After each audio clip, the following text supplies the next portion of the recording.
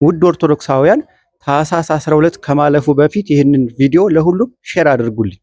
እንደሚታወቀው በቤተክርስቲያናችን በየ52 ቀኑ ርኅወተ ሰማይ ይደረጋል። ጳጉሜ 3 ብቻ ሳይሆን የሰማይ መከፈት የምንለው ማለት ነው። እንግዲህ በዘንድሮ ዓመት ጥቅምት 20 የመጀመሪያው ነው። አሁን ቀጣይ ደግሞ ታኅሳስ 12 ዕለተ ሰንበት ላይ የሚውለው ሁለተኛው ነው።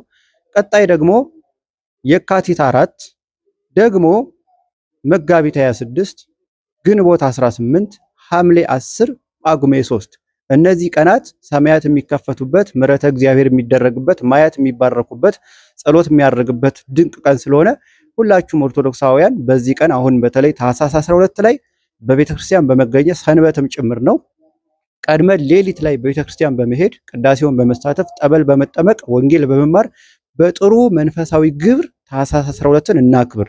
በሌላ ቀን እግዚአብሔር ጸሎት አይሰማም እያለን አይደለም። ከዕለታት ሁሉ የተመረጡ ቀናት አሉና ከነዛ መካከል እነዚህ ቀናት የተመረጡ በመሆናቸው በፍጹም መንፈሳዊ ግብር እንድናከብራቸው መልእክቴን አስተላልፋለሁ። ለሁሉም ሼር አድርጉት።